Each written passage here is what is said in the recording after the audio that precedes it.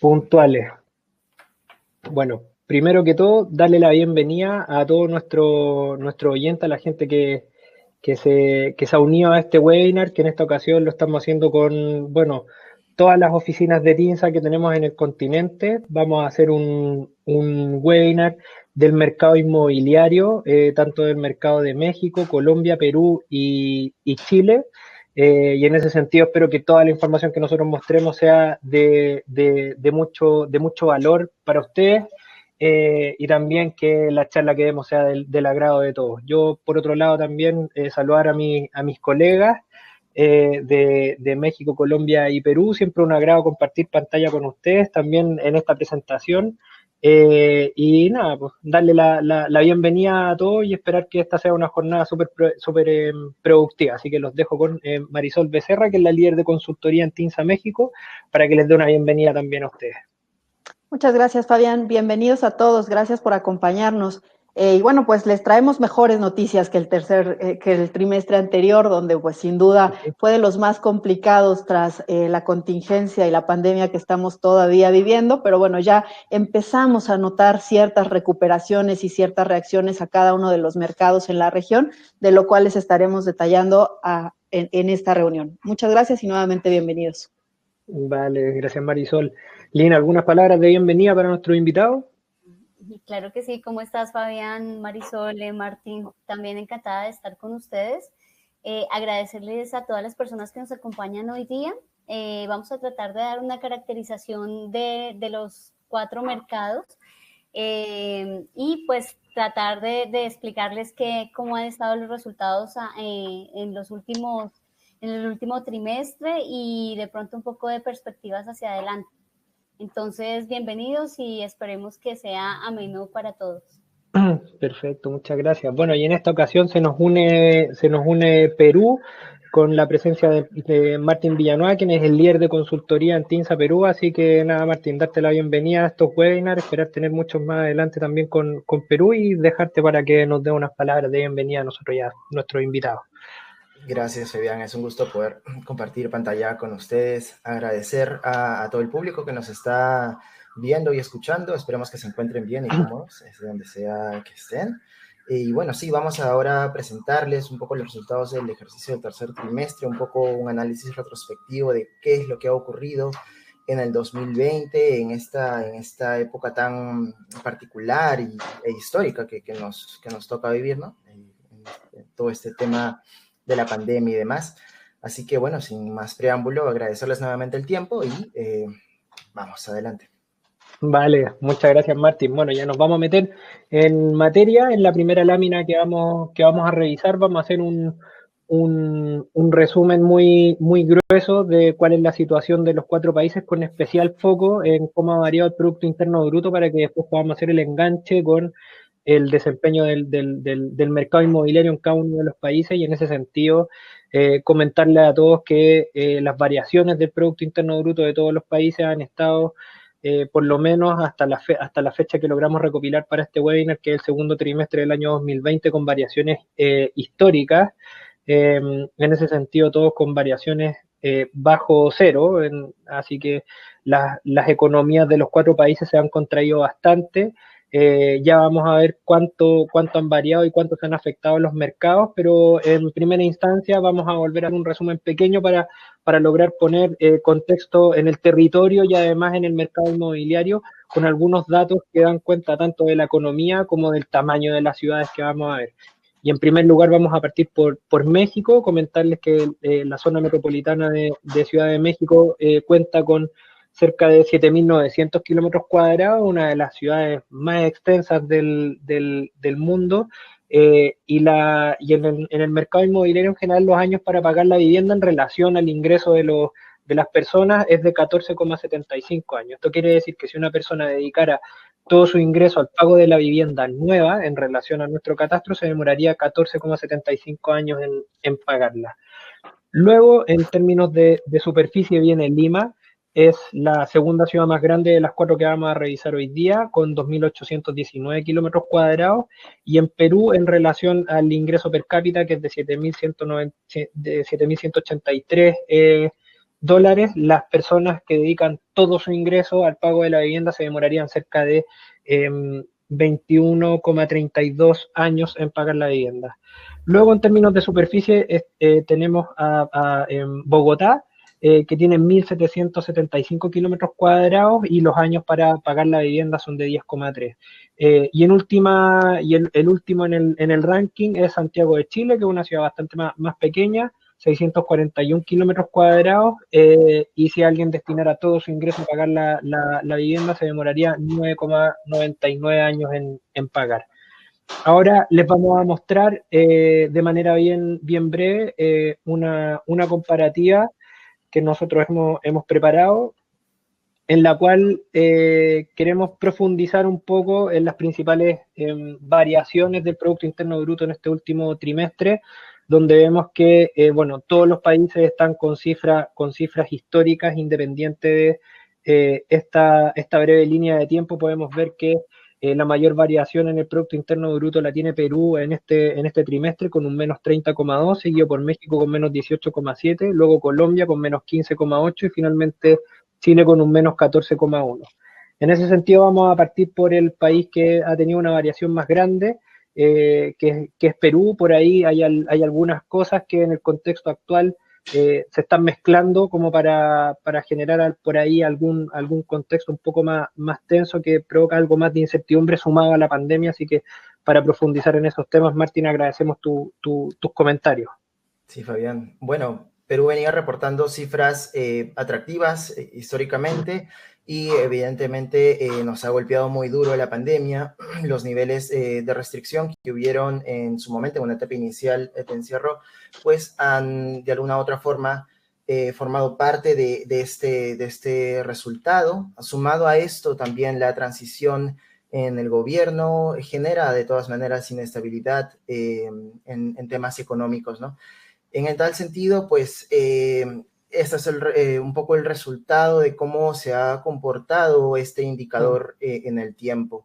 Ahora, con el cambio de gobierno reciente, hablamos de hace escasos días, podríamos esperar cuando menos unas políticas un tanto más conservadoras, si se puede decir, que puedan dar un poco más de tranquilidad al sector, a la economía y al sector inmobiliario también, ¿no? Es un poco eso. Perfecto, muy bien.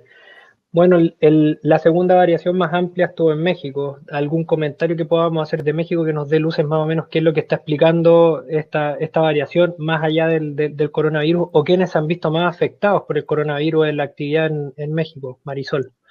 Claro que sí, Fabián. Pues mira, en términos generales todo se paralizó, como sabemos, si bien en México no hubo una restricción como tal de que nos tuviéramos que encerrar por un tema legal, pero sí hubo un confinamiento pues voluntario, ¿no? Sobre todo durante este segundo trimestre, y esto paralizó la actividad económica en prácticamente todos los sectores. Uno de ellos, que es el que nos compete, el sector de la construcción, fue de los más afectados, con una caída de un 34%, una caída histórica sin lugar a dudas, y bueno, pues hablando de este mismo sector, aporta alrededor del 6% a todo lo que es nuestra economía. Entonces, sin lugar a dudas, tuvo un impacto fuerte, pero bueno, de cara al tercer trimestre ya empezamos a notar una recuperación, como lo veremos en las cifras más adelante. Perfecto, muchas gracias. En el caso de la situación colombiana, Lina, ¿algún punto a destacar en esta variación al margen del coronavirus? Efectivamente, ¿quiénes son los que se vieron más afectados? Bueno, pues sí, nosotros veníamos de una recuperación desde 2018, donde antes habíamos tenido un comportamiento muy regular, pues efectos de precio de dólar, pero en el primer trimestre ya empezamos a ver un decaimiento importante. Nosotros somos la línea verde, veníamos con unos crecimientos en promedio de 3,5. Finalizando digamos, para ponerlos en contexto, finalizando 2019, se generaron algunas inconformidades sociales, por un lado, por otro lado, incremento en las tasas de desempleo, y de alguna manera eso empezó a impactar el primer trimestre, sumado a que no se alcanzó a coger como la última semana de marzo. Fue cuando se generó acá lo llamamos como se apagó la economía, Y pues evidentemente se ve ya el impacto súper fuerte en el segundo trimestre con esta caída del 15.7%. Justamente el martes publicaron el dato del tercer trimestre de 2020 y digamos que se esperaba una recuperación un poco mejor, pero pues la caída para tercer trimestre fue del 9%. Entonces, nada, seguiremos atentos a lo que sigue sucediendo en adelante y les estaremos como enlazando con el sector, como lo haremos ahorita en las presentaciones siguientes. Vale, muchas gracias, Lina. Bueno, nosotros por nuestra parte en Chile, efectivamente, al igual que en el resto de los países del mundo, gran parte de la caída se explica por el contexto del coronavirus. Por ahí también podemos ver algunos datos de finales del año pasado que al igual que en Colombia tienen algo que ver con un poco del malestar social que hubo durante finales del año pasado y las revueltas que afectaron mucho a la economía y al menor consumo que se generó en ese momento. Sin embargo, hoy día este 14,1, bueno, como consecuencia del coronavirus se explica principalmente porque la matriz de producción chilena depende mucho de las exportaciones y efectivamente con el cierre de las fronteras en la mayoría de los países del mundo ha sido imposible exportar muchas cosas y en ese sentido, claro, se ha achicado mucho esa matriz económica en el último periodo. Además que el cobre, que es parte sustantiva del ingreso en Chile, ha estado algo volátil, siempre rondando en torno a los $3 la libra, pero ha estado por encima, por debajo, y eso también ha hecho que cierta incertidumbre respecto a la volatilidad del precio de los metales haga que la economía esté algo menos sólida, pero en términos generales, el parón en el consumo, yo tengo la impresión de que es lo que nos frena a todos por lo menos este trimestre. Así que por ahí con el resumen general de la economía, ya situados en cuál es el desempeño económico de todos los países y en qué contexto, tanto territorial como de ingresos vivimos, vamos a saltar a ya datos duros respecto del mercado inmobiliario en la región. Y en este caso les vamos a mostrar tres datos que son proyectos y stock. Vamos a ver qué cantidad de proyectos hay compitiendo tanto en Ciudad de México, en Bogotá, en Lima y en Santiago. Vamos a tomar estos datos como una estadística que también nos dé luces de lo que está sucediendo en el resto de los países, o sea, en el resto del país, dado que estos son los mercados más grandes en cada uno de los territorios. Y en ese sentido vamos a ir explicando también en qué segmento se está dando el desarrollo más grande y en qué sectores de la ciudad. Vamos a ir puntualizando cada uno de nosotros en la medida que vayamos pasando en la ciudad. Así que, al igual que antes, vamos a partir por México. Los dejo con Marisol Becerra para que nos dé luces y nos introduzca bien ahí en el mercado mexicano. Gracias, Fabián. Pues mira, en la zona metropolitana de la Ciudad de México, como bien apuntabas hace un momento, es una ciudad sumamente extensa, una mancha urbana que poco a poco se ha ido yendo más hacia las periferias, y en este sentido, bueno, tenemos en lo que es Ciudad de México, en las 16 alcaldías y los municipios de la zona conurbada, un total de poco más de 1,750 proyectos activos al tercer trimestre del 2020, que bueno, ya se ha dado un cierto freno, porque veníamos de años anteriores en los cuales el incremento en el volumen de proyectos venía hacia la alza, sobre todo orientado hacia los segmentos residencial plus y luxury, pero bueno, afortunadamente ya empieza a notarse un cierto estancamiento porque se estaba acumulando el inventario y esto pues sin lugar a dudas también representaba un reto. No así para los segmentos de vivienda de interés social, donde es el efecto totalmente contrario. Aquí hemos visto que no solo por el coronavirus, sino ya desde hace 1 o 2 años atrás, especialmente en la zona metropolitana de la Ciudad de México, hay poca incorporación de nuevos desarrollos que puedan atender a esta gran demanda y a este déficit que venimos arrastrando. Únicamente un 1% de nuestro inventario corresponde a vivienda de tipo bis y un 3% a medio bajo, donde claramente pues la demanda es inversamente proporcional, ¿no? La mayor parte de la demanda está orientada hacia estos segmentos de mercado.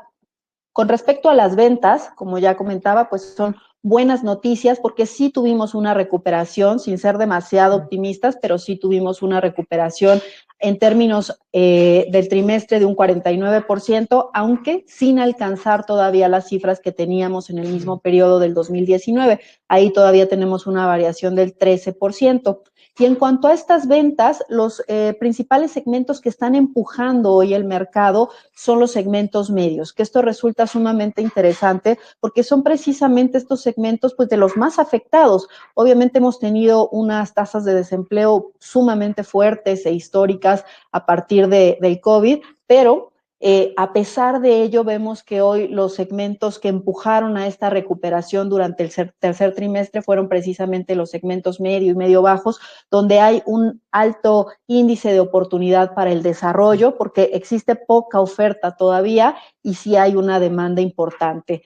Por el contrario, los segmentos que están teniendo mayores retos, pues son los segmentos altos, donde, como ya comentaba, se está acumulando el inventario desde hace ya algunos años. Y además, pues aquí viene un factor que es el mercado de inversionistas, que jugaba un rol fundamental. Ellos adquirían que no solo para temas de arrendamiento, sino también apostándole a la plusvalía, que en algunos años pues fue muy buena, llegamos a tener crecimientos de doble dígito de forma anual, lo cual representaba algo muy, muy atractivo para este mercado de inversionistas, pero hoy ante la situación que estamos viviendo, y vaya, no solo a raíz del COVID, sino también por los cambios políticos que hemos venido teniendo desde el año pasado, pues bueno, los precios se han estabilizado y por lo tanto este mercado de inversionistas está mucho más retraído y esto lo vemos reflejado en las ventas.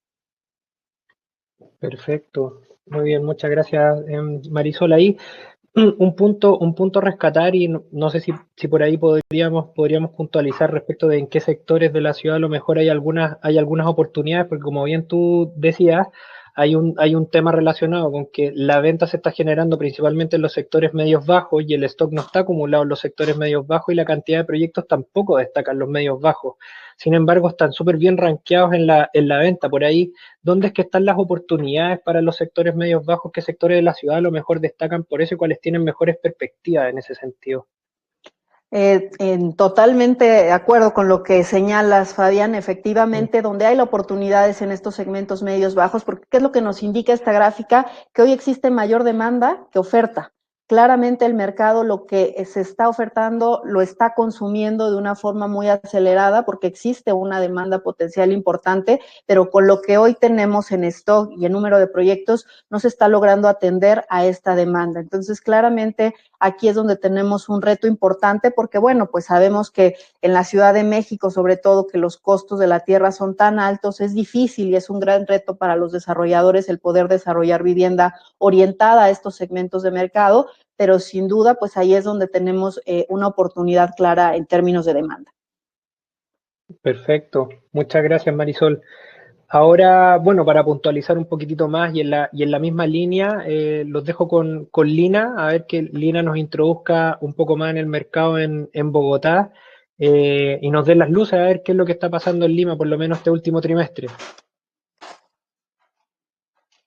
Estamos sin micrófono, Lina. Gracias, Fabián. Ahí sí, vale. Bueno, nosotros podemos observar algo bastante interesante y es que la composición del mercado difiere significativamente, como pueden observar, de la composición de los demás países que estamos analizando hoy. Tenemos una fuerte composición del mercado del segmento BIS. Para ponerlos un poco en contexto, esta es una de las principales herramientas de política económica y contracíclica que el gobierno nacional emplea vía subsidios. Es un segmento pues con una carga subsidiaria bastante fuerte. Y bueno, analizamos alrededor de 906 proyectos para el tercer trimestre de 2020, con una variación positiva en el número de proyectos del 14.4%. Hemos tenido bastantes lanzamientos, principalmente entre finales de 2019 y comienzos de 2020. Básicamente varios planes de renovación parcial que han salido y que han aportado, digamos que significativamente, tanto al stock como a los nuevos proyectos. Incluso acotando un poco al tema del segmento BIS, esta composición para este tercer trimestre tiene una particularidad porque históricamente la participación ha sido alrededor del 50%, pero para este tercer trimestre esa participación disminuyó significativamente. Ya vamos a ver por qué. Bueno, vamos a revisar las ventas. Para tercer trimestre las ventas estuvieron en 7.820 unidades residenciales. Veníamos de un muy buen año en 2019, uno de los mejores años en el mercado inmobiliario, e incluso se marcó un hito en el primer trimestre de 2020, también debido a lanzamientos de diferentes planes parciales que digamos que generaron una muy buena dinámica en varios segmentos, principalmente en los segmentos BIS. ¿Qué pasa? Entonces, las ventas de este segmento BIS, como ya lo había mencionado, históricamente representaban alrededor del 55, entre el 60 y 55%. Sin embargo, este tercer trimestre tuvieron un desplazamiento un desplazamiento de alrededor, en participación de alrededor del 20%, que se fue hacia el segmento medio-bajo y hacia el segmento medio. El segmento medio-bajo ganó una participación, una participación 9% por encima de su histórico, tenía participación alrededor del 20%. Esto se debió a nuevos lanzamientos que se generaron, una cifra importante de lanzamientos. El segmento medio tenía una participación en ventas en promedio del 18%, también ganó mayor participación para este tercer trimestre, subió al 23%, como lo estamos observando. Y algo particular es que este segmento residencial también ganó una participación importante, hacia atrás su participación era alrededor del 6.6% y observamos una mayor participación del 11%. En cuanto ya al segmento residencial plus y el segmento luxury, digamos que sí han tenido como un comportamiento plano, como constante en el tiempo. Como podemos ver, nosotros tenemos una composición o una participación muy baja de estos segmentos con respecto a los otros mercados. Hay algo importante que anotar, la variación interanual de las ventas totales, bajó un 39.8%, digamos que fue una caída un poco menos fuerte que del primer al segundo trimestre, que fue alrededor del 54% negativo.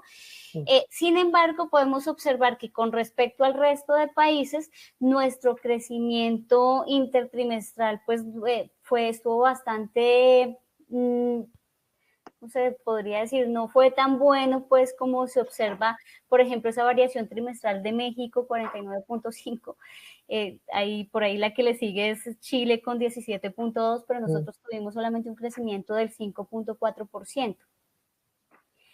La variación, el stock actual tuvo una variación del 34.9%. Entonces, ¿a qué se debió ese desplazamiento en términos de las ventas del segmento BIS? Tiene diferentes explicaciones. Uno es un agotamiento del stock. Digamos que todos esos planes que se lanzaron a final del año pasado y comienzo de años rápidamente se absorbieron por el mercado. Entonces, digamos que hay un menor stock disponible de ese segmento BIS. Y por el contrario, en el segmento medio-bajo vemos que se generaron unos lanzamientos importantes, sin embargo, no se han venido absorbiendo de la misma manera, a pesar de que las ventas, digamos que han ganado mayor participación. Ya en términos del stock o esa relación como entre ventas y stock del segmento medio, residencial plus, pues hacia arriba, sí están, digamos que más ajustados y se han venido comportando así desde periodos anteriores. Perfecto. Lina, de aquí, más que una consulta, a lo mejor recalcar algunos de los comentarios que hiciste tú respecto de los segmentos de vivienda de interés social. aparentemente el mercado de la vivienda de interés social en Colombia es bastante importante y tiene una fracción mayor del mercado. Y en ese sentido la vivienda de interés social ha contado con el apoyo del gobierno. En ese sentido se nota mucho que hay un interés centralizado por llevar la vivienda de interés social hacia adelante. Podríamos entender que el mercado en Colombia es bastante conveniente para quienes quieran invertir en vivienda de interés social. Es un mercado que presenta oportunidades hoy día.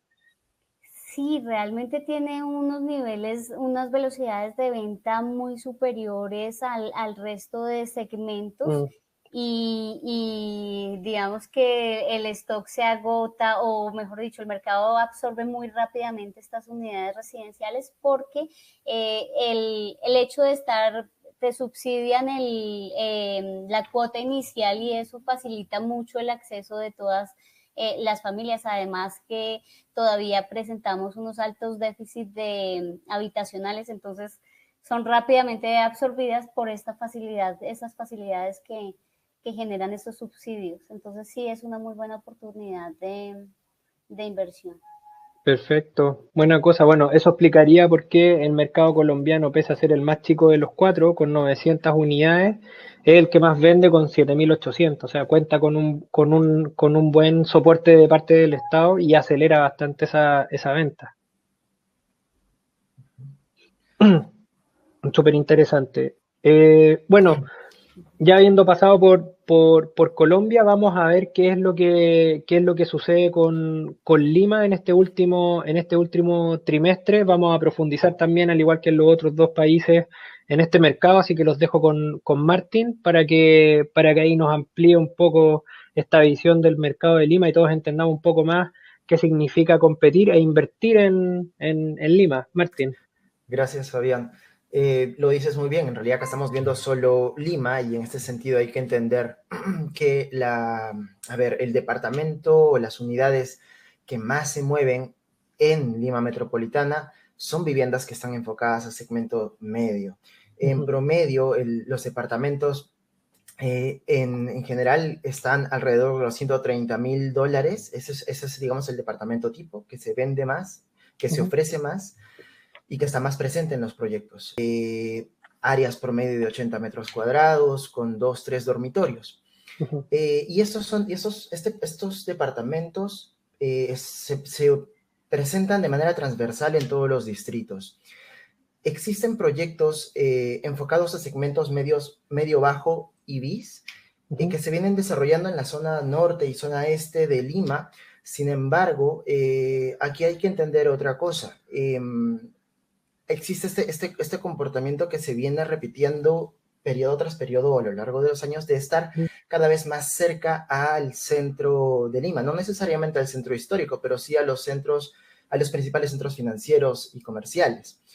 En ese sentido, todos los departamentos o todos los, distritos que están alrededor de estos centros son los que presentan mayor rotación de vivienda. Y por un tema de valor de suelo, por un tema de indicadores de construcción, costos de construcción, es que finalmente este es el segmento que más movimiento tiene, ¿no? Tenemos segmentos medio y residencial plus como los que lideran la lista de proyectos en venta. Son más de 1,000 proyectos activos que tenemos al cierre del tercer trimestre. Este número es mayor al trimestre anterior y al año anterior en un 15% y un 9% respectivamente. En temas de stock es más o menos lo mismo. Se ofrecen estos departamentos y en tal sentido es más de la mitad de la oferta está enfocada a nivel medio, ¿no? Al segmento medio. Son más de 20,000 unidades disponibles para la venta. La variación trimestral es del 6%, es decir, estamos quizás no vendiendo tanto como estamos ofreciendo. Y esto se refleja precisamente en las ventas. Si bien ha habido una recuperación en las ventas intertrimestrales, hablamos de casi un 30% de ventas, esto es consistente también con el número de créditos hipotecarios que se han colocado y desembolsado desde más o menos abril, mayo del presente año. Vemos cómo se ha venido reactivando el mercado. Sin embargo, en comparación al año anterior, estamos todavía por debajo de los números que manejábamos, que era por encima de las 4.000 unidades en ventas, ¿no? Más o menos ese es el comportamiento de las ventas y la disponibilidad. Otro factor muy importante que hay que aclarar en el mercado limeño y peruano, en realidad, es el que el cliente o el usuario, el comprador, pueda comprar departamentos o viviendas en cualquier momento de la etapa de construcción del proyecto. Para que se hagan una idea, más o menos las cifras, es el 50%, si bien el 50% de proyectos ya se encuentran en entrega inmediata, listos para ser habitados, estos solo representan el 10% de las ventas en general, mientras que proyectos que están sin ningún tipo de construcción, digamos, no tienen ninguna construcción iniciada, están absolutamente en planos. En términos de proyectos, estos representan más o menos el 17 o 15% de la oferta, pero mueven cerca de la mitad de las ventas. Es decir, la mitad de las ventas en Lima se hacen en planos, ¿no? Entonces, sí, bueno, claro. es un dato muy interesante. Interesante eso. Oye, Martín, algo que comentábamos fuera de cámara hace ya algunos días y que yo considero que es muy interesante, y a lo mejor podríamos ampliar un poquitito ese tema, que tú nos explicabas que a diferencia de en el resto de los países, las personas cuando separan o hacen una precompra de una unidad, o sea, una unidad que todavía está en construcción o que ni siquiera ha iniciado construcción, la persona al momento de adquirir esa separación o en reserva, adquiere el crédito hipotecario en ese mismo momento. Eso quiere decir que una persona empieza a pagar su crédito hipotecario mientras el edificio se está construyendo. Y eso es una variante muy relevante respecto del resto de los mercados en América Latina, donde el crédito hipotecario se obtiene al momento que te entregan esa unidad. Y en ese sentido, Martín, ¿hay algún diagnóstico que tú pudieras hacer de cómo se distribuye en realidad el mercado, dado que como adquirir una vivienda, incluso en reserva, depende de una evaluación bancaria, puede ir por ahí que las principales cuotas de mercado estén en sectores medio residencial y residenciales plus, a diferencia de Colombia, por ejemplo, que está puesto en los BIS, medios bajos y medios? Sí, claro, es uno de los factores que de todas maneras entran a tallar en los resultados de las ventas. Efectivamente, esto abre una puerta, una puerta a compradores que quieran ver la adquisición de viviendas con fines de inversión más que de vivir. Pues uno los compra a precios mucho más cómodos en una etapa inicial y una vez que el proyecto ya está entregado, pues estas mismas unidades se revalorizan y termina siendo una buena alternativa también para la inversión. Exacto, perfecto. Entonces hay un negocio relacionado con la especulación en reservar antes de que se entregue. Completamente. Súper importante, es un detalle bien importante para quienes buscan construir en Perú, tener en consideración eso, que el financiamiento viene directamente de los compradores y a diferencia del resto de los países que viene desde los bancos y termina de pagarse al momento en el que los proyectos se entregan. Entonces hace un matiz bien interesante. Muchas gracias, Martín, por tus comentarios. Bueno, ahora vamos a ver brevemente la situación en Chile. En Chile hoy día tenemos cerca de 1.130 proyectos, 1.127 para ser exactos. Hay una variación anual respecto de la cantidad de proyectos que hay en competencia en Santiago de un 0,4 y un aumento trimestral del 1,5. Uno esperaría en estos casos o en momentos de crisis que estos números estuviesen en rojo, o sea, esperar que haya menos proyectos en competencia, dado el riesgo que existe hoy día en el desarrollo inmobiliario.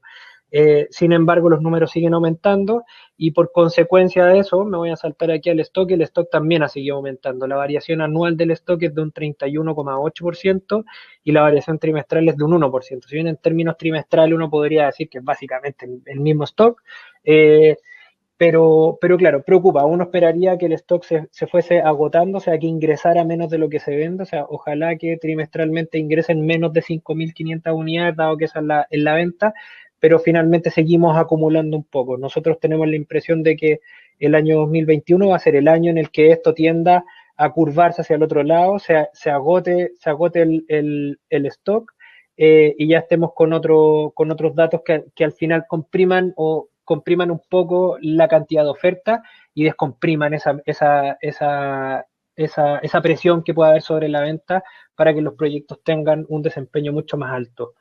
respecto de cómo se organizan los proyectos en Chile, voy a ser bien básico. En este sentido, vamos a ver que los proyectos medios, residenciales y residenciales plus tienen la mayor cuota de proyectos. Cabe destacar que Chile tiene una situación especial con los subsidios, dado que los subsidios van desde la vivienda de interés social hasta la vivienda media, porque los proyectos subsidiados en Chile son de integración. Por lo tanto, uno puede tener personas de clase media con personas vulnerables viviendo en el mismo proyecto y todos tienen algún subsidio. Mientras menos recursos, más es la fracción subsidiada. Mientras más recursos se tengan, menos es la fracción subsidiada, pero todos postulan al mismo subsidio. Entonces, en ese sentido, el mercado está bien potenciado, por lo menos hasta el sector medio, de parte de los esfuerzos estatales. Y el resto del mercado, que ya no toca subsidio, está dentro de los residenciales, residenciales plus y luxury, que en el caso chileno son bien representativos y tienen bastante participación. En términos del stock, aquí nada más comentar que los segmentos medios, bajos y bis tienen una representación del stock muy baja, porque básicamente todo lo que entra en escala de vulnerable o en clasificación de vulnerabilidad desde la perspectiva de los subsidios es asignado inmediatamente de parte del Estado, por lo tanto ni siquiera entran en la rueda de la venta. Y en ese sentido la vivienda de interés social siempre está asegurada y tiene un cliente que está garantizado por el Estado. Y en ese sentido la mayor parte del stock la vamos a encontrar en los segmentos medios, que aquí el variopinto es bastante mayor, con un 61%. Entonces, claro, la mayoría del mercado está por ahí. Y en términos de venta, ya vemos cómo la venta hoy día llega a 5.500. Esto es una noticia que, si bien no es para estar destapando champaña, 5.500 unidades es una buena noticia desde la perspectiva de que por lo menos ya nos recuperamos respecto del trimestre anterior. Y en ese sentido, es súper bueno ver la situación que pasa con los vecinos, porque vemos que esta es una tendencia a nivel mundial. O sea, todos han recuperado su venta ya este tercer trimestre respecto del fatídico segundo trimestre del año 2020, donde el impacto del coronavirus aparentemente volvió muy lento todos los mercados. En ese sentido, la variación es positiva, un 17,2%, sin embargo, lejos de los estándares normales del mercado inmobiliario en estas fechas, que debieran andar en torno a las 10.000 unidades, por eso tenemos una variación negativa de menos 45,3%, y en ese sentido aún nos queda brecha. Dentro del mercado que más vende, esto tiene que ver mucho con la composición de la oferta. El mercado de los segmentos medios es lejos el que tiene más oferta, por lo tanto también va a tener lejos más ventas, y luego vemos que están los segmentos residenciales, que es un poco más que medio, pero llama la atención que el medio bajo aquí ganan el ranking, desplazando al residencial plus, a diferencia de los stocks. Eso quiere decir que, al igual como vimos en México, hay una oportunidad de segmentos medios bajos que está interesante. Estos principalmente están en la periferia de la ciudad, y en términos bien generales, son casas que están en estos sectores, que se ponen en sectores que están en expansión, y aparentemente en este último trimestre, o en estos últimos 2 trimestres, han sido más de la preferencia de los santiaguinos, o un poquitito más de preferencia de los santiaguinos que en trimestres anteriores. Así que por ahí ya terminamos el resumen de cómo se generó la venta en este trimestre, cómo estuvo el stock, qué cantidad de proyectos hay y cómo se distribuyeron. Vemos que en términos generales los desafíos de México están puestos en la vivienda de segmentos más bajos, y por ahí también, dado que existe esta deuda, también existe esta oportunidad para quienes quieran invertir en la ciudad. Vemos que en Colombia hay una fuerte oportunidad para entrar en vivienda de interés social, así que ahí hay mucho apoyo de parte del Estado. El mercado lo demuestra y la distribución de los proyectos también. Podemos ver que en México los matices que genera el financiamiento de la vivienda hacen que se distribuya principalmente hacia los sectores más altos, y en Chile todavía vemos con tasas preocupantes la acumulación del stock. Así que, ya habiendo hecho el detalle, pasamos a la lámina siguiente, y aquí ya nos vamos a enfocar solo en el tercer trimestre, y vamos a ver cómo se distribuyó la venta en el tercer trimestre. Aquí vamos a hacer un análisis mucho más desde la perspectiva de los usuarios y de los consumidores. Vamos a ver qué es lo que más consumen y más compran, y luego vamos a ver ahí algunas sorpresas relacionadas con qué es lo que más buscan en los proyectos. Así que al igual que antes, vamos a partir con México, así que ahí esperamos tus comentarios, Marisol, respecto de qué es lo que están comprando más los mexicanos hoy día. Gracias, Fabián. Pues mira, durante este tercer trimestre, y esto ya es una tendencia que venimos desde hace algunos años, el producto o la tipología que está presentando mejor desplazamiento es la de 2 dormitorios con 2 baños, que tiene mucho que ver con la configuración de las familias. Hoy el tamaño promedio es de 3.6 habitantes por hogar, que esta tendencia viene hacia la baja. Hace 10, 15 años el promedio era de 5 habitantes por hogar y por lo tanto las viviendas tendrían a ser más de 3 dormitorios. Hoy no, hoy vemos ya incluso una alta participación de familias unifamiliares, es decir, con un solo integrante. De los 5 millones de hogares que hay en la zona metropolitana, un 10%, es decir, poco más de 5 millones, están enfocadas en estos hogares, ¿no? De tipo unipersonal. Sin embargo, no porque sean unipersonales, solo quieren un dormitorio, y más aún hoy con la situación que estamos viviendo de confinamiento, vemos que, bueno, se hace necesario el contar con mayores espacios para poder tener áreas independientes, ya sea tu dormitorio, pero también un espacio para un estudio, un espacio de trabajo, una sala de televisión, y por lo tanto vemos que no es el producto que está teniendo mayor desplazamiento. El de un dormitorio pesa únicamente con un 6% de las ventas, a diferencia de la configuración de 2 dormitorios con 2 baños, donde es un producto sumamente flexible, porque, bueno, puedes atender a las familias que en promedio hoy tienen 1 o 2 hijos, pero también puedes atender a este nicho de segmento de unipersonales, ¿no? Entonces, en términos generales, ese es el producto que hoy está presentando mejor desplazamiento. Y en segundo lugar, el de 2 dormitorios con un baño, que, bueno, tiene más que ver con un tema de presupuesto, no es tanto que la gente no quiera tener medio baño más o un baño más, sino que, bueno, al tener un solo baño, las viviendas son un poco más pequeñas y por lo tanto arrojan un ticket promedio más accesible, y esto es lo que arroja que tenga un 26% de participación en las unidades desplazadas a lo largo de este tercer trimestre. Perfecto. Muchas gracias, Marisol. Vamos a ver ahora qué es lo que más cuenta con preferencia aparte de los consumidores en Bogotá, Lina, si nos cuentas un poco qué es lo más consumido y qué es lo que ha reportado la mayor venta, por lo menos en este último trimestre. Bueno, sí, para este último trimestre, así como vimos en las ventas un desplazamiento de los segmentos BIS, vemos un desplazamiento en la participación de la tipología de 2 habitaciones, un baño, que es, digamos que históricamente es la más vendida. Este trimestre pasó algo particular, y es que la mayor participación la tuvo 3 habitaciones y 2 baños.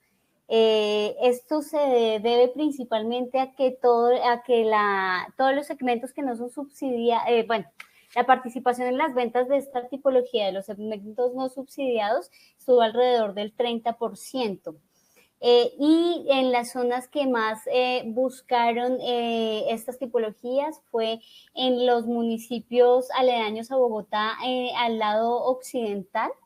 Y también en Bogotá, digamos que tuvieron la misma proporción de participación, también en las localidades que están hacia el occidente de la ciudad. Por ahí uno diría que el efecto de la pandemia llevó a que más personas buscaran espacios un poco más amplios, y en zonas que son que el ticket promedio es un poco más bajo, digamos en el occidente de Bogotá, que no en el centro, o en el norte o hacia el oriente de la ciudad.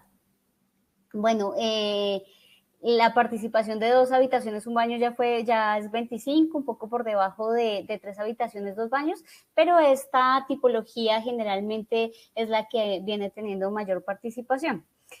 Y como ya lo habíamos mencionado de pronto en el webinar anterior, la tipología de una habitación y un baño ha venido ganando importancia en el mercado en los últimos años, principalmente en Bogotá. Hacia Cundinamarca no es tan fuerte aún. y pues inicialmente se daban estas tipologías en las zonas centrales de la ciudad, pero ya estamos empezando a encontrar estas tipologías en zonas que no son tan centrales de la ciudad, pero que están cerca de vías principales, corredores importantes de la ciudad hacia el occidente o incluso hacia el sur de la ciudad. Perfecto, perfecto. Muchas gracias, Lina. Ahora, para profundizar el mismo tema, respecto de qué es lo más vendido en Lima, los dejamos con Martín, a ver qué nos cuenta respecto de qué es lo que más ha consumido la gente en Lima este último trimestre. A ver si nos tiras luces de eso, Martín. Gracias, Fabián. Sí, bueno, en cuanto a tipologías, como les había comentado anteriormente, los departamentos que más se mueven son los de 3 y 2 dormitorios. En este caso, estas tipologías, independientemente de la cantidad de baños que tienen, representan más o menos el 80% de las ventas. Estos departamentos se encuentran, como lo dije anteriormente, a lo largo de todos los distritos de Lima, no necesariamente o en todos los casos representan unidades de amplias áreas. Sin embargo, sí, en los distritos de Lima top, cuando menos, sí, son departamentos más amplios. Algo que sí hay que destacar en este sentido son los departamentos de un dormitorio, que más o menos tienen el 16% de cuota en ventas. Eso es una tipología que en el tiempo ha venido cobrando un poco más de relevancia. Muchos proyectos contemplan cuando menos unas cuantas unidades de un dormitorio y un baño en sus proyectos. Dependiendo de los distritos, este número va a variar. Tenemos el caso, por ejemplo, del distrito de Barranco, que es uno de los distritos en donde predominan estas unidades, pero esto es ya por un tema muy particular del comportamiento de estructura del distrito. Pero en términos generales, partiendo de la premisa además de que la familia en promedio en Lima está compuesta por 4 integrantes, es natural que tanto la oferta como las ventas estén orientadas a viviendas con varias habitaciones, ¿no? Perfecto, perfecto. Muchas gracias, Martín. Ahora, bueno, vamos a hacer el zoom respecto de lo que más se vendió en Santiago de Chile. Respecto de esos datos, comentar por ahí que las estadísticas en Santiago guardan mucha relación con el tamaño de la ciudad, por eso partíamos también con estos temas para poder darle un poco de contexto a la venta, y en este sentido Santiago representa bien el hecho de ser una ciudad muy densa y muy pequeña. En ese sentido, las unidades de un dormitorio y un baño pasan a la delantera junto con las de 2 dormitorios, 2 baños, siendo estas unidades principalmente cerca de sectores céntricos, puestas en corredores de vialidad muy importante. En el caso de Santiago, el tren subterráneo o metro, que le llamamos acá, es muy relevante en términos de la ubicación de la vivienda nueva, y en ese sentido la utilización de estos espacios mejor conectados y que además presentan cercanía con los sectores donde hay trabajo y donde hay comercio y colegios y sectores educacionales también, son muy relevantes. En ese sentido, las unidades de un dormitorio y un baño siempre son las mejor ubicadas, siempre son las que rentabilizan mejor el suelo, siempre están en los lugares que son posibles de explotar con una densidad más alta, por lo tanto también cuentan con la preferencia de los consumidores, y no solamente de los consumidores que andan buscando vivienda para uso propio, sino que también de los inversionistas. La vivienda de un dormitorio y un baño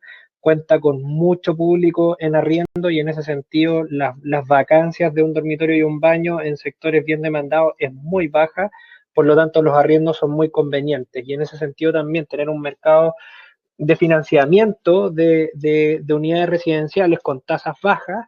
En Chile la tasa hipotecaria debe andar en torno al 2,4, 2,6, más inflación, porque aquí se compra en UF, que es una moneda, que es un valor anexado al IPC, y en ese sentido llegamos a estándares de cerca del 5,3, 5,4, que sigue siendo una tasa bastante baja. Entonces, en ese sentido, la obtención de un dividendo casi siempre se equipara con los precios de arriendo, así que, o en muchos casos los precios de arriendo superan a los dividendos en poco tiempo, así que siempre los de un dormitorio cuentan con preferencia. Y los de 2-2 han ido ganando territorio. Yo tendería a creer que por lo mismo que pasa en México, el segundo dormitorio aparentemente es muy apreciado por los chilenos, no solamente en familias jóvenes, sino que también en en hogares unipersonales, donde el segundo dormitorio se puede destinar ya sea a un escritorio, a una sala de juegos o alguna otra cosa, y el baño el segundo baño a las visitas. En ese sentido, esta es una de las viviendas que cuenta con un mayor mercado, dado que lo pueden utilizar personas solas, tanto como familias pequeñas o jóvenes, que son los que pujan principalmente el mercado. Y ya luego tenemos el mercado de 3 dormitorios, 2 baños, que está destinado principalmente a las familias, no creo que valga puntualizar mucho ahí. Y luego tenemos los mercados de 2,1 y 3,1 que ya están un poquitito más abajo, y el mercado de 2,1 tanto como el de 3,1 están destinados principalmente a los subsidios, donde por temas de costo se quita una de las zonas húmedas para poder llegar a valores subsidiables de parte del Estado, y son principalmente estas dos tipologías las que más se transan en este mercado de subsidios. Y ahora, un poco para atender a las dudas que tiene Héctor Martínez, uno de nuestros invitados que hoy día está muy activo en el chat, vamos a hablar de las amenidades que hay en los edificios, porque claramente hay tendencias que han ido cambiando, y estas también pueden aportar algunas veces a sobrellevar el encierro, y en ese sentido vamos a ver cuáles son las tendencias en todos los países y cuáles son las preferencias de los consumidores. Así que, al igual que con la venta, vamos a partir con México, así que los dejo con Marisol Becerra para que nos cuente con qué cuentan los proyectos nuevos y qué es lo que más le gusta a la gente hoy día.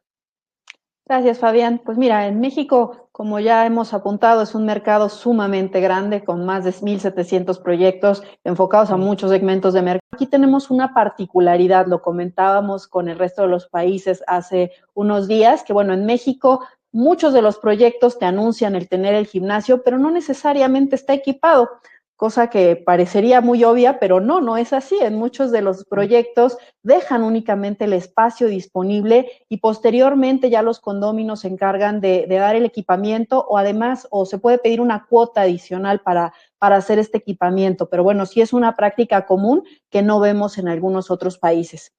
Otras de las amenidades que se están dando con mayor frecuencia en este segmento medio están los juegos infantiles, y bueno, si bien la tasa de natalidad viene hacia la baja, aún siguen siendo las familias nucleares las que predominan en el tipo de familias en la zona metropolitana. Es por ello que, bueno, atendiendo a esta demanda, se están incorporando este tipo de espacios que, bueno, se están dando en donde cabe, ¿no? Prácticamente, al tener una escasez de suelo y un encarecimiento del mismo, pues cada rincón del desarrollo tiene que ser aprovechado al máximo. No podemos darnos el lujo en muchos de estos proyectos de dejar grandes áreas verdes para que podamos tener estos espacios. Por lo tanto, bueno, pues una modalidad es justo esto que estamos viendo en la imagen, el incorporar este tipo de espacios hasta en la azotea, ¿no? Pero para que los niños tengan un espacio de recreación y de esparcimiento. Otra de las amenidades más comunes y de las que más utiliza la gente, porque también se dio mucho, sobre todo hace unos años en México, que bueno, el tema de las amenidades resultó como, bueno, ahora yo voy a poner 5 amenidades, yo pongo 6, yo pongo 7, y era como una competencia de quién da más amenidades, porque realmente pues a la gente sí le llama mucho la atención, siempre es un tema sumamente aspiracional.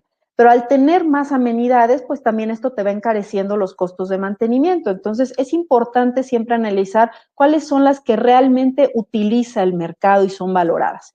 Y en este sentido, el salón de usos múltiples tenemos analizado que es uno de los que más se utilizan. ¿Y esto por qué? Pues tiene muchísimo que ver con la idiosincrasia del mexicano, que bueno, nos gustan mucho las reuniones, las fiestas, y bueno, al hacer hoy departamentos más pequeños, en donde pues no tienes los espacios necesarios para poder hacer grandes reuniones, pues la principal alternativa es utilizar este tipo de espacios disponibles, ¿no? Aquí normalmente se hace lista de espera y tienes que apartar tu salón si vas a tener una reunión con meses de anticipación, porque realmente sí es una de las amenidades más demandadas y más utilizadas. Algunas otras tenemos, por ejemplo, las salas de niños, este tipo de ludotecas que también se han estado incorporando en algunos desarrollos, y la parrilla, que esto, bueno, pues ya lo veremos, que es una constante en toda la región. En el caso de México la llamamos zona de asadores, que bueno, pues es algo también muy valorado hoy más que nunca, que nos nos encerramos, pues bueno, este tipo de espacios los valora muchísimo el mercado, el poder tener una reunión. Principalmente estas áreas se dan en los roof garden y son zonas de asadores comunes. Perfecto. Muchas gracias, Marisol, por el detalle de las amenidades que más se consumen en México. Ahora vamos a ver el mismo detalle, pero en el mercado en Colombia. Así que ahí, Lina, a ver, cuéntanos qué es lo que qué es lo que más le gusta a la gente. Bueno, nosotros hicimos un ejercicio y fue, digamos, para el segmento medio, seleccionar los proyectos que mayor o que mejor comportamiento en términos de velocidades de venta han tenido durante los últimos años y observamos que el 70% de esos proyectos con un muy buen comportamiento tienen gimnasio, más del 70% tienen gimnasio. Entonces creemos que puede ser un determinante importante a la hora de decidir por una unidad habitacional. Enseguida del gimnasio encontramos en este tipo de proyectos con un muy buen comportamiento la zona de barbecue o parrilla. Alrededor del 70% de estos proyectos tenían esta zona. La siguiente que creemos que es más importante porque más del 50% de esos proyectos con un buen comportamiento la tenían, eran las terrazas. Entonces, digamos que estos tres tipos de amenidades ya sí que se vienen pues como instaurando y que ya es necesario que los tengan los proyectos. Por otro lado, pues hemos evidenciado que para los segmentos medios, el lobby ha empezado a ganar una, digamos, importancia en estos proyectos. Esa es una zona que para los segmentos más altos, pues, digamos, por default la tienen, pero en los segmentos medios ha empezado a tomar importancia. Y en los segmentos altos, una de las zonas que también ha empezado como a crecer en términos de importancia son las zonas húmedas, como el spa, por ejemplo, el que estamos observando. Y bueno, así como que hemos notado también una tendencia importante, una mayor preferencia en los segmentos socioeconómicos entre estratos 5, 6, que son los segmentos altos acá en Bogotá. Las zonas pet friendly han empezado a ser importantes, así como las zonas de coworking. Perfecto, perfecto, muy bien. Bueno, y esperando que los inmobiliarios importen los spa, que me encantaron de Colombia, que los importen aquí en Chile, nos vamos a pasar a Lima a ver cuáles son las principales amenidades que uno podría encontrar en un proyecto en Lima. Así que, Martín, ahí cuéntanos cuáles son las particularidades de los proyectos en este caso. Sí, Fabián. Antes de eso, un poco para atender a la consulta de Diego, ahí nos hace un comentario respecto a unidades disponibles para la vivienda de interés social en Perú. Gracias, Diego, eso nos ayuda un poco a entender cómo es que estamos haciendo el análisis del mercado en cuanto a nuestros resultados. Usualmente, o en términos generales, los proyectos de vivienda de interés social suelen ser masivos, suelen tener un gran volumen de unidades inmobiliarias y en tal sentido estos proyectos están divididos por etapas y nosotros recogemos las etapas que están activas.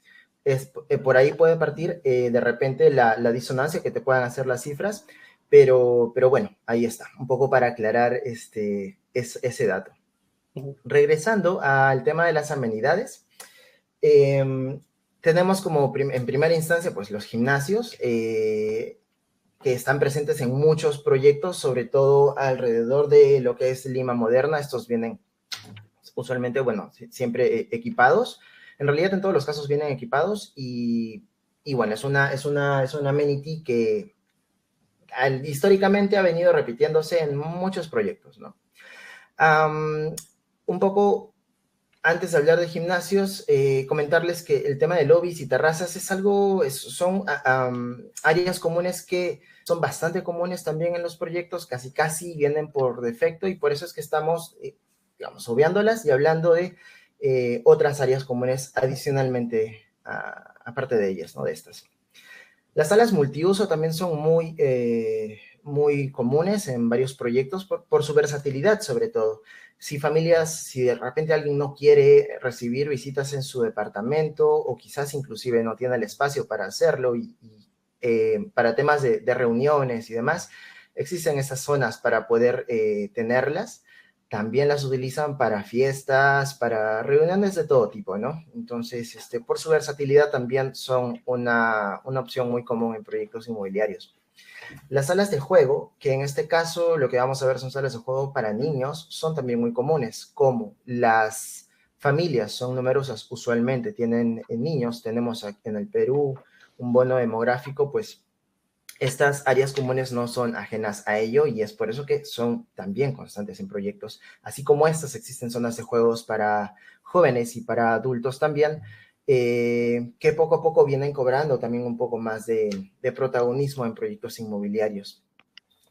Las piscinas, por otro lado, también son atractivas en proyectos inmobiliarios, sobre todo a lo largo también de estos distritos cerca a los puntos clave de Lima, usualmente, o pueden ser un poco más comunes en proyectos que tengan una cantidad alta de unidades inmobiliarias, a modo de reducir ahí el ticket de mantenimiento mensual que este tipo de áreas comunes supone. Las podemos encontrar en los últimos pisos, como en los pisos, en las superficies, en los pisos más bajos, y sí, son una opción también muy común. La parrilla también es una zona bastante común en proyectos. Esto lo hemos visto en los otros países también. Y aquí más bien sí, comentar de repente de otras áreas comunes que, si bien al día de hoy quizás no sean las más comunes, están cobrando también más protagonismo en los últimos periodos. Están las áreas de coworking, por ejemplo, sobre todo en proyectos con unidades pequeñas, de pocos dormitorios, o de áreas reducidas. Y las salas de cine también son una opción que se han visto en varios proyectos, sobre todo condominios, que te ofrecen este amenity para que prácticamente no salgas del condominio en algunos casos. Perfecto, vale, muchas gracias, Martín. Bueno, aquí vamos a hacer una pasada rápida por las amenidades de Chile. Como bien comentaban antes, las familias parece se han ido achicando cada vez más el número de personas, pero en Chile aparentemente se han ido agrandando en términos de mascotas.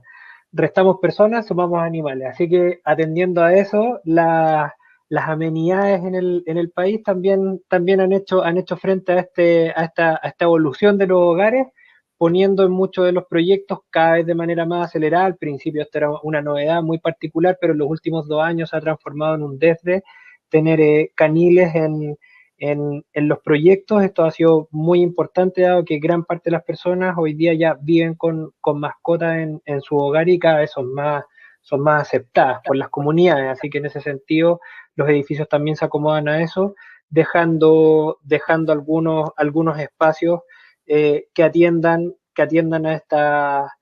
a estas cosas relacionadas con las mascotas. Poder dejarla ahí un rato, salir, dejarlas con las mascotas de otros vecinos, o incluso dejarla ahí mientras uno sale de compras, siempre es una muy buena opción. Otro caso, otra cosa más también, y esto sí tiene que ver un poco con la contingencia actual, es que los espacios de cowork han ido ganando fuerza también en varios proyectos, y lo han hecho desde 2 perspectivas, que finalmente es uno, incorporar los espacios de trabajo a las zonas comunes, y lo otro es poder incorporar estos espacios también como espacios vendibles. Hoy día en muchos de los proyectos que uno encuentra en Santiago es posible comprar el departamento, el estacionamiento, la bodega y la oficina dentro del mismo edificio. Y en ese sentido, claramente hay algo que está atendiendo a la contingencia actual. No se generó por la contingencia actual, pero en ese sentido sí es muy atingente y posiblemente gane más vuelo de aquí en adelante. Otra cosa que ha estado apareciendo mucho y que está en casi todos los proyectos son las salas gourmet. Han reemplazado algunas terrazas donde antes habían parrillas y mesas por o algunos otros espacios como salas multiusos los han destinado a salas gourmet, que es donde están principalmente con cocinas y hornos empotrados. Finalmente son espacios que te invitan a hacer por ahí un picoteo, tomarse un vino, hacer sobremesa, conversar, pero finalmente es una cocina más equipada que está dentro para los espacios comunes y que cuenta con un comedor que es mucho más amplio en el caso de que la unidad donde vive sea muy pequeña. Al igual que en México también estas salas para niños que emulan cierto los ambientes que hay en los colegios de párvulos, o sea, son espacios que no están dedicados a los niños, no sé, de 8 o 10 años, sino que están destinados a los más pequeños para su cuidado y para que tengan un espacio para entretenerse y que eso también saque un poco de presión a las familias más hoy día que están encerradas con sus niños. Y para terminar, aparentemente un clásico del ayer y hoy, las parrillas. Parece que a los latinos nos gusta mucho tirar la carne a la parrilla, no aguantamos mucho verla en el refri, así que hay que ponerla siempre al fuego. Y en ese sentido, casi todos los proyectos, esto es de punta a punta, atienden con el recinto de las parrillas. Así que ahora ya para hacer el resumen y el remate de la información, vamos a ver cómo el último trimestre se comportó respecto de los trimestres anteriores. Para eso vamos a ver, en resumidas cuentas, series históricas y vamos a partir, al igual que la tónica de todo este webinar, por México. Marisol. Gracias, Fabián. Qué interesante este tema de las amenidades. Así como tú quieres el spa de Colombia, yo quiero la cocina gourmet de Chile. Mira, te la cambio. Y bueno, pues ya redondeando y buscando ya llegar a ciertas conclusiones al respecto del mercado, pues aquí vemos el tema de las ventas, que prácticamente la recuperación fue en V, ¿no? Estamos viendo que la mayor caída tocamos, esperemos que así haya sido el punto más bajo durante el segundo trimestre, con 3,400 unidades vendidas, y hacia este tercer trimestre alcanzamos poquito más de 5,000, todavía muy alejados de las cifras del 2017 y 2018, donde llegamos incluso a vender por arriba de las 8,000 unidades durante un trimestre, pero bueno, al menos ya estamos notando una cierta recuperación. En este sentido, bueno, vemos que la mayor parte de las unidades desplazadas se da en vivienda vertical, prácticamente toda la Ciudad de México es vivienda vertical, y la vivienda horizontal se da únicamente hacia las periferias. Con respecto al stock, como ya apuntaba, bueno, viene con una tendencia hacia la baja, esto pues muy impulsado por el tema de la vivienda de interés social, no así para los segmentos residencial, residencial plus y luxury, que trae una acumulación en el inventario, pero bueno, al ser estos proyectos de interés social, como en el caso de los otros países de grandes dimensiones y de amplios volúmenes, pues bueno, vemos que impacta de manera importante en la baja que vemos significativa en cuestión del inventario, ¿no? Esto, sin lugar a dudas, va a representar un reto de cara al desarrollo en los próximos meses y en los próximos años. Y con respecto a los valores, en este sentido, bueno, lo estamos dolarizando para efectos de homologarlo en toda la región, y esta gráfica puede ser muy engañosa, ¿no? Porque podríamos ver, oye, México está subiendo los precios en plena pandemia, pues, ¿qué les está pasando? ¿Qué están pensando? Pero pues no es así, es importante ahí analizar el origen y de dónde viene esta tendencia. Una de ellas es precisamente lo que comentaba hace un momento, la poca incorporación de proyectos de vivienda de interés social y el amplio desarrollo de vivienda de tipo residencial y residencial plus, pues es el que está impulsando los precios hacia la alza. Pero bueno, en términos generales, la estadística que tenemos al tercer trimestre es que de los 1,700 proyectos, alrededor de 100, 150 bajaron sus precios, sí hubo una disminución, que era algo totalmente esperado, sobre todo pues en proyectos que ya les quedaban pocas unidades o al contrario, que estaban bastante emproblemados en temas de absorción, porque bueno, recordemos que este freno en las ventas en México no viene solo a partir del COVID, sino que desde el año pasado, con los cambios políticos que tuvimos, vino un periodo de incertidumbre que pegó de forma fuerte en las absorciones. Entonces, bueno, pues había desarrolladores ya con mucha prisa por desplazar sus inventarios y estos fueron los que presentaron reducciones en los valores de venta, pero repito, son alrededor de 100, 150 proyectos que con respecto a los 1,700, pues no son los más. Lo que más predominó fueron los proyectos que mantuvieron sus mismos valores, alrededor de poco más de 1,000 proyectos, prácticamente han estado estáticos durante todo el 2020 y sí con un fuerte impulso hacia las promociones para incentivar la venta. Ahí, bueno, te están dando desde que te regalan las escrituras o que puedes empezar a pagar hasta el próximo año, equipamientos, amueblados que te ayudan con el tema del arrendamiento, si es que tú estás comprando por inversión, ellos mismos te administran las rentas, vaya, una serie de estrategias comerciales que se han dado para buscar reactivar este sector. Y por el otro lado, pues están algunos proyectos que han incrementado sus valores, pero la verdad es que son los menos, ¿no? Sobre todo, pues proyectos que ya nada más les quedan los garden house, los penthouse, o que, bueno, pues por algún tema de estrategia van haciendo ciertos ajustes, pero son los mínimos y estos ajustes, vaya, no llegan ni a un 5%. Entonces, prácticamente estamos viviendo en una etapa bastante estática en términos de valores y sí con un fuerte impulso hacia las promociones para incentivar la venta. Perfecto. Oye, me voy a sumar a la duda que presenta Mónica respecto del alza de los precios, y aquí algo nos mencionaste tú ahora, y también que se reflejan los datos anteriores, y por ahí es que el alza de los precios en este caso, y aquí te lo acomodo de pregunta, tiene más que ver con un tema de cómo se compone la muestra en este último trimestre, dado que como tú nos explicabas antes, hay cierta deuda o pérdida de dinamismo en los sectores BIS y medios bajos, y por ahí se ganó mucho dinamismo en los sectores residencial plus y luxury, y eso puede estar a lo mejor afectando a que se vean más caros, pero que en realidad la muestra se compone hoy día de proyectos más caros. Absolutamente, Fabián. Es un tema muestral en el cual, bueno, hay poca participación de vivienda de interés social y por lo tanto, pues eso hace que los precios vayan hacia la alza por la alta concentración de proyectos orientados a segmentos altos. Perfecto. Muchas gracias, Marisol. Ahora, bueno, para seguir ampliando el tema, vamos a hacer el mismo resumen, vamos a ver los datos de Colombia y a ver cómo se ha comportado en este último trimestre. Lina, ¿qué comentarios tienes para darnos respecto de esto, de los datos de este último trimestre en Bogotá?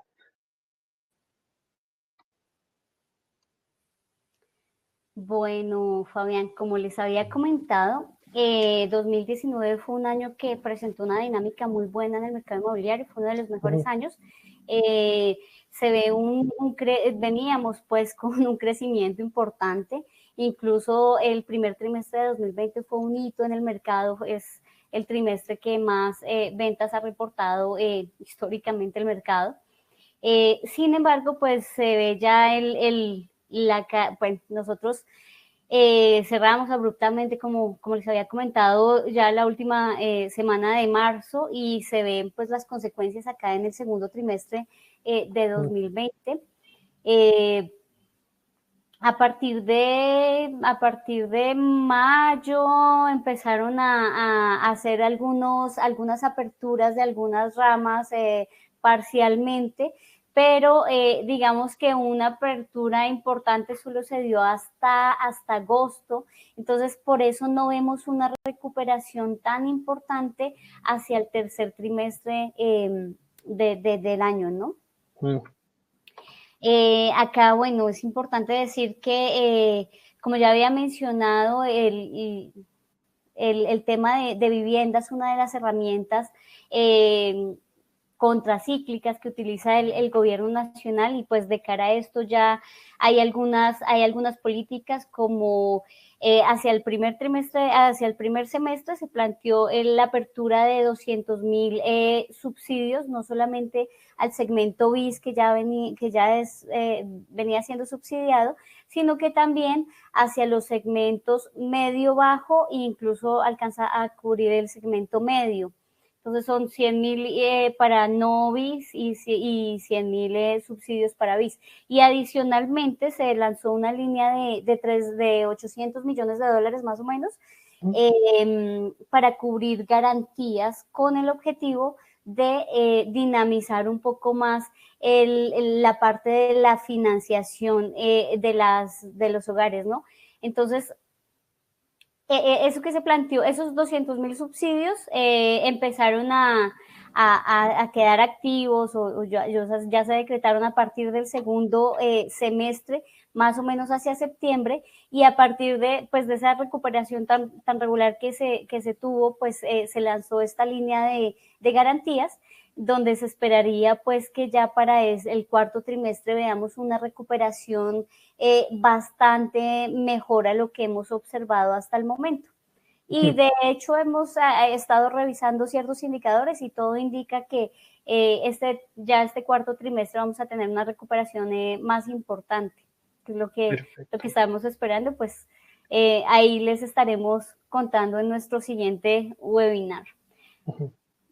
Hay algo también, digamos que importante, no sé si lo notaron con respecto a los otros países, nosotros tenemos una muy poca participación en términos de casas, pues principalmente en Bogotá hay un par de proyectos de casas todavía, el suelo también ya está muy escaso, la mayor participación de casas está hacia Cundinamarca y pues todavía sigue siendo baja con respecto, por ejemplo, a la participación en México y en Chile, en Perú sí creo que es muy parecido a Colombia.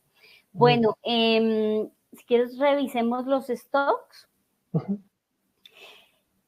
Mira que ese incremento en ventas, principalmente y eso me va a servir para explicar lo de los stocks y lo de los precios, en este primer trimestre, ese hito que hubo se debió en gran parte a un plan dos planes de renovación parcial que fueron básicos en la ciudad, que fue uno al sur de la ciudad con un componente importante de vivienda del segmento BIS, y hacia el norte otro plan que también estuvo, pues digamos que más combinado entre segmentos del BIS y segmentos hacia arriba del BIS. Todo esto que es subsidiado tuvo una rápida absorción y podemos ver ya, si quieres pasar a la línea de la presentación de los stocks, vemos estamos en los stocks por si acaso. Ay, qué pena, estoy mirando acá mi pantalla, disculpa. Sí.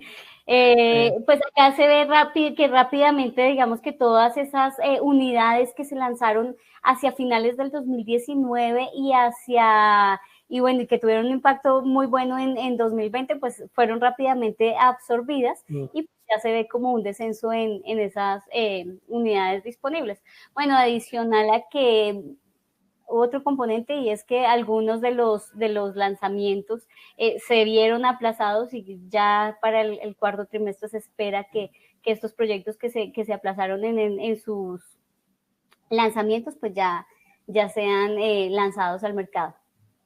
Perfecto. Bueno, aquí es un poco como lo que comentaba Marisol, el efecto o en el comportamiento que vemos en los precios tiene dos efectos. Es algo de lo que comentaba Marisol y lo que comentabas tú, Fabián. En una primera medida, el efecto es en 2019, donde se generaron unos lanzamientos importantes con una composición fuerte en vivienda más económica. Digamos que esa composición de la oferta hace que veamos una disminución en los precios. Ya para el 2000, digamos que para comienzos de 2020, se generó ese stock, digamos que más económico y vemos un incremento en precios que nuevamente se vuelve a bajar, pero esto es por un efecto de dólar. Nosotros tuvimos varias coyunturas en términos de dólar, que fue el tercer trimestre del 2019, que fue como esas tensiones entre Estados Unidos y China, y ahora el primer trimestre del 2020 también tensiones entre Rusia y Arabia Saudita, entonces se ven esas disminuciones importantes y pues ya ese incremento fuerte que se ve ahí en el segundo trimestre del 2020 fue efecto de una recuperación de la moneda frente al dólar. Si hablamos de la senda real que ha tenido los precios acá en el mercado, realmente separándolo por segmentos socioeconómicos, los segmentos bajos y medios han tenido una tendencia positiva, mientras que el segmento, y digamos que siempre están como incrementos alrededor del 5 o 8%, mientras que los segmentos altos sí venían teniendo un crecimiento, digamos que tienen un crecimiento mucho más bajo, alrededor del 2, 1%, y sin embargo para el tercer trimestre que observamos que los segmentos medios y bajos sí crecieron un poco, muy poco, mientras que el segmento alto sí tuvo una variación negativa, pero también estuvieron muy cercanas al cero. Entonces, realmente la gráfica, digamos que confunde un poquito, pero sí los precios se mantienen constantes todavía, no se observa un cambio estructural significativo en términos de precios y bueno, pues eso es básicamente. Vale, muchas gracias Lina por tus comentarios. Ahora, bueno, saltamos rápidamente al análisis, al resumen de Lima, Martín, a ver si nos cuentas algo respecto de cómo se ha ido recuperando la venta este último trimestre y cómo está respecto del año anterior. Gracias, Fabián. Aquí voy a ser un poco escueto quizás, pero para redondear todo lo que hemos venido conversando desde el inicio, no sin antes responder a Andrea, que nos pregunta sobre áreas comunes, digamos, que tengan que ver con el COVID, ¿no? Con la coyuntura actual. En realidad, a ver, es posible que debido a la coyuntura actual, las áreas comunes cambien un poco en cuestión de predominancia. De repente, las áreas libres de espacios abiertos cobren un poco más protagonismo respecto a las que tienen espacios cerrados. Esto es meramente especulativo. Y sobre las zonas de desinfección que comentas, bueno, actualmente no hay proyectos que hayamos encontrado que tengan específicamente, o sea, que estén planificados para tener este tipo de áreas, pero al menos de forma transversal, todititos los proyectos actualmente están teniendo estos protocolos de desinfección en la entrada. No sé si eso responde a tu pregunta, sino bueno, igual ahí podemos estar en contacto más adelante. Regresando a este tema, ya para redondear, como decía, las ventas en términos generales se estaban manteniendo estables, más o menos en un promedio de 4.000 unidades vendidas trimestralmente. Hubo una fuerte contracción al segundo trimestre del 2020, como ya lo sabemos, y una recuperación de cara al tercero. Cerramos el trimestre con 2.791 unidades vendidas aproximadamente. En temas de stock, también como lo había comentado anteriormente, en la variación última trimestral del 2 al 3T ha habido un incremento en el stock disponible. Como les decía, esto se debe a que quizás no se están vendiendo las unidades tanto como se vendían anteriormente. Y un poco ahí para complementar con la pregunta de Ángel, de que cuándo de repente, cuántos trimestres nos demoraríamos en llegar a cifras como antes de la pandemia, pues eso tiene mucho, digamos, no solamente... Depende de las políticas económicas, dependen de muchos factores. Especialistas hablan de que de acá para el 2022 de repente podríamos estar recuperándonos, pues aquí sería un poco complicado, es nebuloso todavía el futuro. Como bien comenta Marisol, pues estamos todavía en medio de la pandemia, así que, digamos, la historia en ese sentido todavía no acaba, ¿no? Sí quiero aclarar aquí en el tema bueno, regresando al tema de las ventas, han habido bastantes estrategias por parte de empresas inmobiliarias que se han incorporado en el camino a modo de procurar una mayor rotación en las unidades, ¿no? Los precios no han variado mucho en términos generales, no ha habido mayor variación, pero sí han habido, por ejemplo, ofertas como, por ejemplo, a ver, en lugar de dar un 10% de cuota inicial, te piden solo el 5%. Y cosas así, ¿no? Son, digamos, otras alternativas que no sea tocar tanto el precio, que han logrado que las ventas, pues, despeguen, ¿no? Un poco también. Es eso. Ahí la gráfica del precio promedio puede ser un tanto tendenciosa, pero como les comento, los precios han han venido reportándose sin mayor variación. Ahí lo que sí impacta, y es importante señalar, es la tasa de cambio, ¿no? Que de todas maneras genera variaciones en general. Perfecto. Muchas gracias, Martín. Yo ahora también, siendo bien breve, los introduzco en la serie histórica de Chile. Como ya habíamos comentado antes, aquí no vale la pena mucho ir en profundidad. Vemos que tenemos un último trimestre que está por encima del trimestre anterior.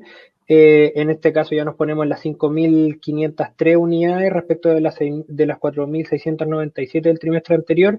Esta gráfica, si bien no está dentro de los estándares que estamos acostumbrados a ver trimestralmente en Santiago, que son cerca de las 10.000 unidades, que ya se los comentaba antes, sí es una buena noticia desde la perspectiva de que aparentemente el segundo trimestre de este año fue el trimestre en el que tocamos fondo. Y respecto de las proyecciones que se podrían hacer hacia adelante, nosotros esperamos que el año 2021 sea el año en el que se regule un poco el stock, o sea, en el que ya posiblemente durante finales del año 2021 tengamos una venta un poco más alta y sea el año 2022 el que ya volvamos a tener estándares regulares. Yo diría que el año 2022, si bien no vamos a tocar las 10.000 unidades todavía, como bien se señala en el chat, por ahí podría ser más cercano al año 2023, yo creo que el año 2022 ya vamos a estar en torno entre las 8.000 y las 9.000, un poquitito todavía por debajo de lo que nosotros esperamos, pero posiblemente el año 2021 sea el que un trimestre tras otro sean los que vayan superándose en términos de venta. Respecto del stock, un tema que ya les comentaba antes, preocupa un poco ver cómo el stock se sigue acumulando. Lo positivo de este último trimestre es que aparentemente ya estamos cayendo en un periodo plano, o sea, se incrementó mucho el stock desde finales del 2019 y 2020 se pegó un salto, pero aparentemente ya este tercer trimestre lo vemos un poco más plano. En ese sentido, lo que esperamos es, al igual que con las ventas, como mencionaba antes, que este stock vaya hacia la baja y que finalmente ya nos encontremos con un stock mucho más regulado, cercano a los 40.000, que es lo que estamos acostumbrados en Santiago a ver, ya durante 2022-2023. Nosotros también proyectamos esto porque en términos de catastro de los permisos que se piden para poder hacer edificaciones, que en Chile es un trámite obligatorio para quien quiera parar un edificio, la cantidad de permisos solicitados durante este año ha sido mucho menor que la del año anterior, por lo tanto se espera que el próximo año haya menos iniciativas inmobiliarias. Respecto del precio, lo mismo, este es un precio que en el estándar en dólares, que bueno, lo hicimos en esta modalidad para compararlo, hay una baja súper grande durante el 2019 hacia el 2020, principalmente impactado por el valor del peso chileno respecto a otras monedas extranjeras. Esa devaluación ha hecho que en términos de dólares las unidades valgan menos, sin embargo se ve una recuperación durante el año 2020 que se hace con un tipo de cambio que es más bien similar en los 3 trimestres y sí se ve una recuperación del precio muy en línea además con la recuperación de las ventas. Y por otro lado también, que como hemos visto que hay ingresos de proyectos nuevos, los proyectos que todavía les queda mucho plazo para poder entregar no tienen tantos motivos para bajar sus precios porque no están con esa venta atorada ni tampoco están haciendo la mantención de esas unidades que no han logrado vender y la baja de precios se ha venido mucho más de la mano de los proyectos que están con entrega inmediata y esa fracción es bastante menor en el mercado, por lo tanto tampoco vamos a ver un mercado en UF o en moneda local que varíe mucho en esos términos y al igual que como comentaban el resto de mis colegas en sus respectivos países, los precios durante esta crisis más bien se han mantenido. Así que en términos generales hemos podido ver que en el último trimestre, como por lo menos en el caso de México, ahí vemos que hay algunas situaciones respecto por lo menos del precio que logran transparentar esa estructura actual que tiene que ver con una gran presencia de proyectos destinados a segmentos más altos. En Colombia vimos un incremento que es bastante leve respecto de los otros mercados, sin embargo sigue manteniendo un estándar de venta bastante más resiliente que el resto de los países.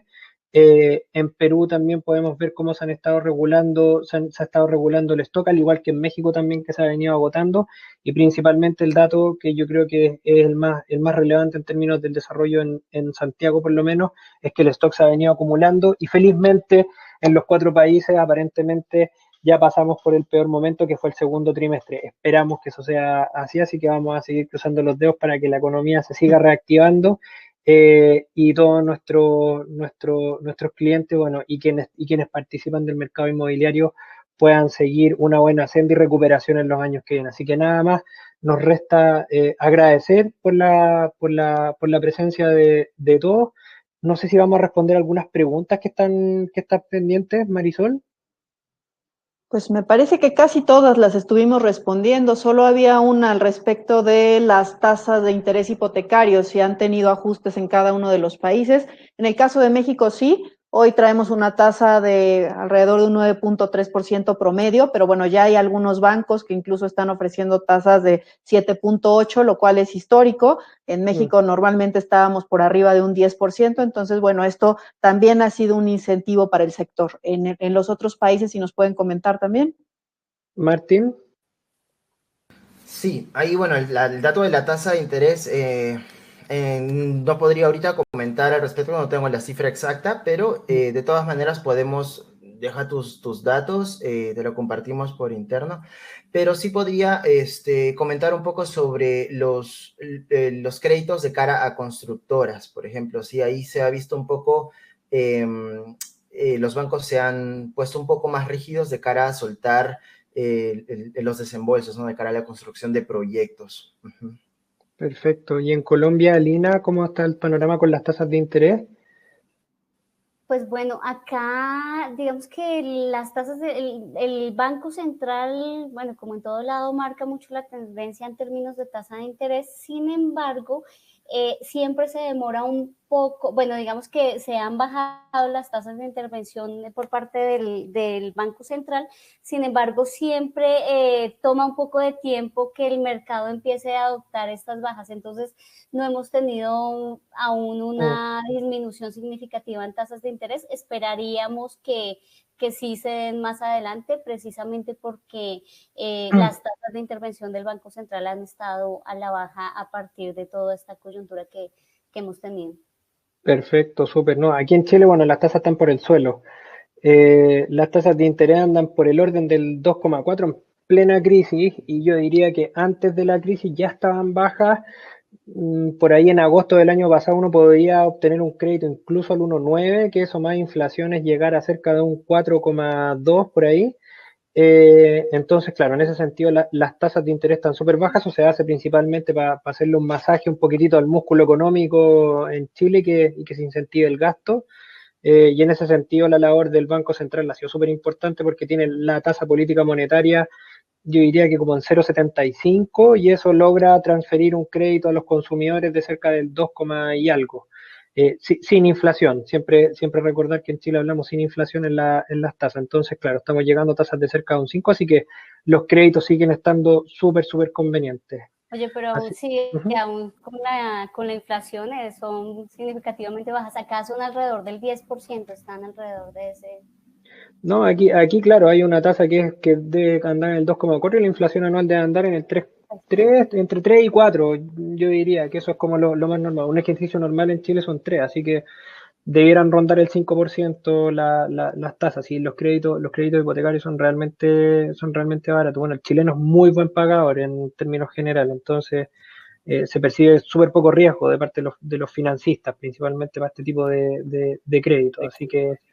Así que nada, no sé si nos queda alguna otra consulta más en el tintero.